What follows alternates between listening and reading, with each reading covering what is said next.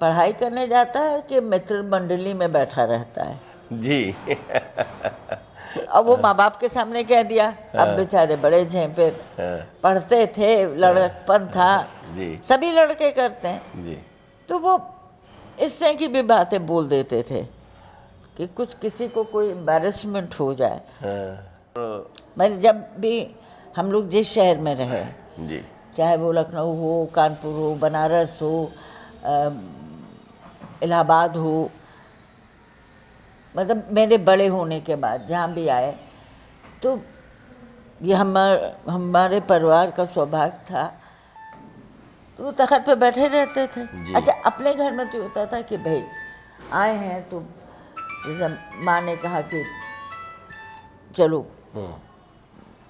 प्रसाद लेके आओ, ये करो वो करो, तो वो तो अलग चीज़ हो जाती। मगर दादा के यहाँ जब जाते थे तो तख़्त पे बैठते थे।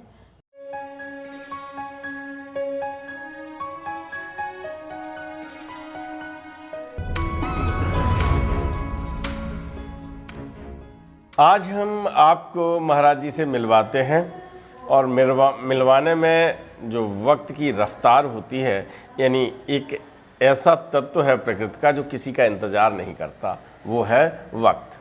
आप ज़रा ये कहें किसी से ठहरिए, लेकिन वक्त ठहरता नहीं है, वक्त अपनी रफ्तार से चलता जाता है, और आप स्वयं नहीं जान पाते कि कब आपका शिशु रूप था, कब आप बचपन में आ गए, कब आप किशोर हुए, कब आप युवावस्था को प्राप्त किए।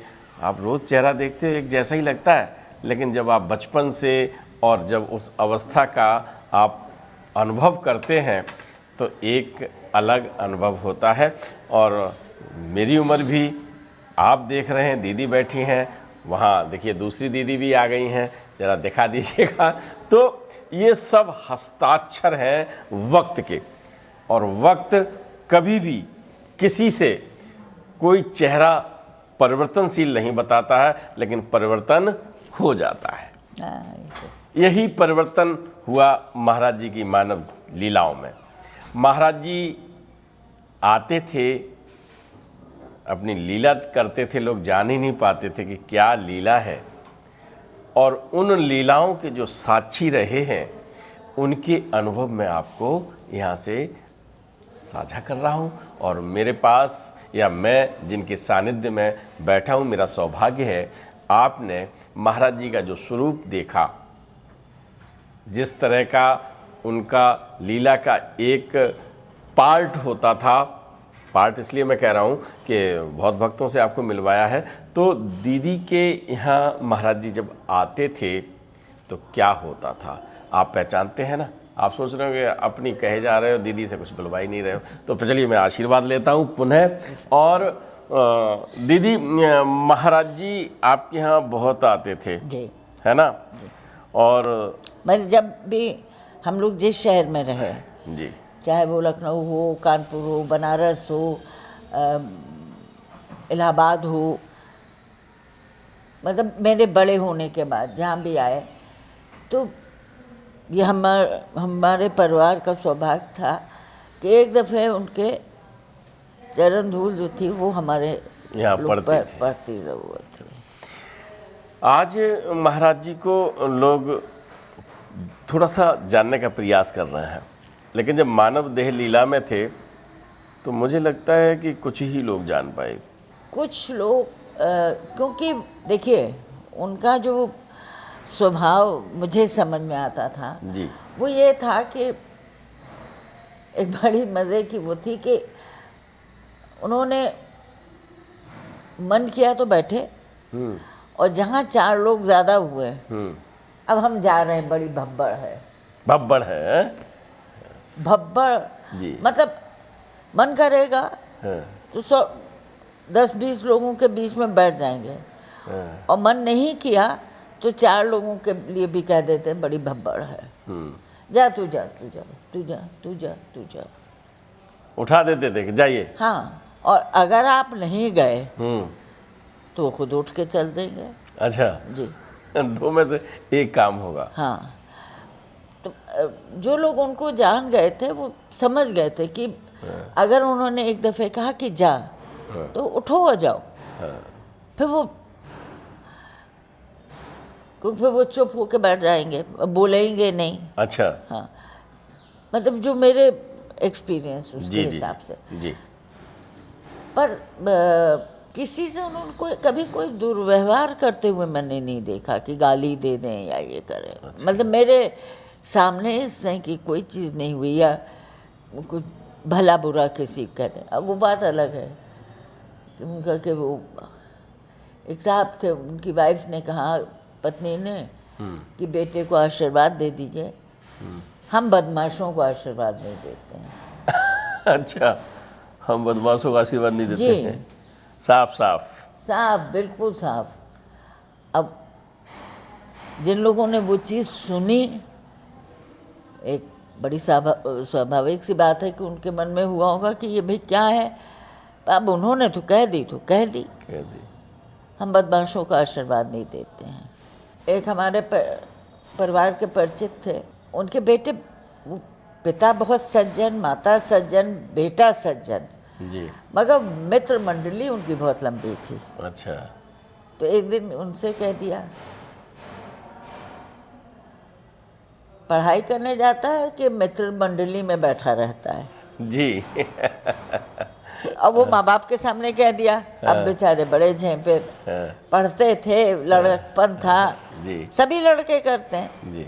तो वो इस तरह की भी बातें बोल देते थे कि कुछ किसी को कोई एम्बैरेसमेंट हो जाए। मगर कभी मैंने उनको नहीं देखा कि किसी के लिए उन्होंने बुरा कहा हो। अच्छा। और एक जो उनका वो था कि जाओ तो जाओ, बैठो नहीं। बैठो नहीं। तो लोग भी, जो भी उनके उनसे दर्शन करने आते थे, उनका ये था कि भैया यही 4 पल जो मिल गए हैं वो बहुत है, वही बहुत है। क्योंकि देखिए, इस तरह के जो सिद्ध पुरुष होते हैं, महिलाएं होती हैं, उनके लिए वो उनकी संगत 2-4 मिनट के लिए भी, कुछ पलों के लिए भी बहुत महत्वपूर्ण, बहुत महत्वपूर्ण होती है वो।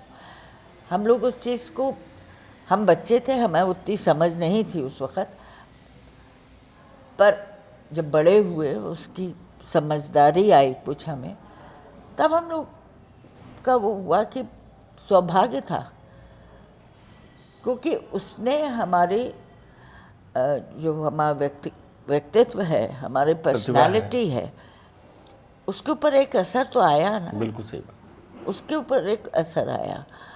तो आज अगर हम लोग, मैं अपने लिए कह सकती हूँ कि अगर मैं कुछ चीज़ों से बहुत संतुष्ट रहती हूँ, तो उसकी वजह यही है कि इन लोगों के दर्शन मुझे प्राप्त हुए।